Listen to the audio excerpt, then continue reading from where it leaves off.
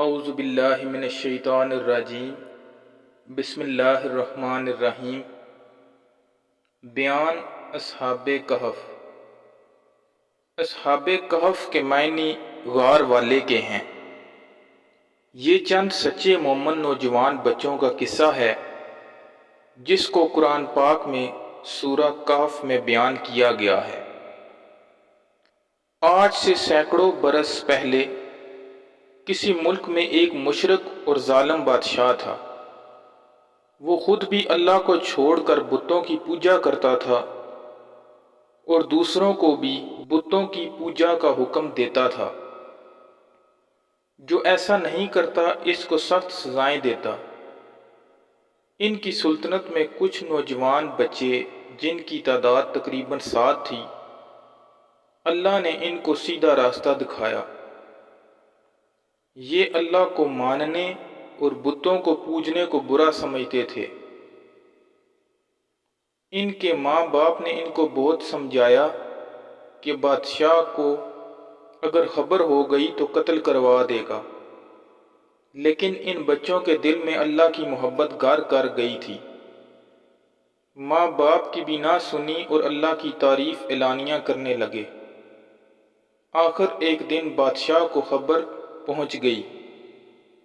لڑکے ڈر کی وجہ سے ایک پہاڑ کے غار میں جا کر چھپ گئے۔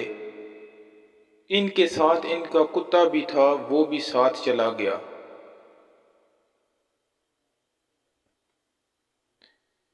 جب کوئی شخص اللہ کا ہو جاتا ہے تو اللہ بھی اس کی مدد کرتا ہے۔ جب یہ غار میں پہنچے تو اللہ تعالیٰ نے ان کو سلا دیا اور کتا غار کے منہ پر بیٹھ گیا، اس کو بھی اللہ تعالیٰ نے سلا دیا۔ اللہ تعالیٰ نے اپنی نشانی اور لوگوں کو اپنی قدرت دکھانے کے لیے 309 سال تک سلائے رکھا۔ اس عرصہ میں پتہ نہیں کتنے بادشاہ ختم ہو گئے، زمانہ بدل گیا، لوگ بدل گئے۔ 309 سال بعد اللہ تعالیٰ نے ان کو تھوڑی دیر کے لیے جگایا۔ ان کو ایسا معلوم ہوا کہ وہ ابھی سوئے تھے۔ انہوں نے دیکھا کہ سب چیزیں اسی طرح موجود ہیں جس طرح وہ سوئے ہوئے تھے۔ کتا بھی اسی غار کے منہ پر بیٹھا تھا۔ ان کو بھوک معلوم ہوئی تو انہوں نے اپنے چند ساتھیوں کو سکے دیے کہ چھپ چھپا کر کسی طرح بازار جا کر کچھ کھانے لے آئیں۔ جب یہ ساتھی بازار گئے تو وہاں کی ہر چیز بدلی ہوئی نظر آئی۔ دکان پر پہنچے، کھانا خریدا۔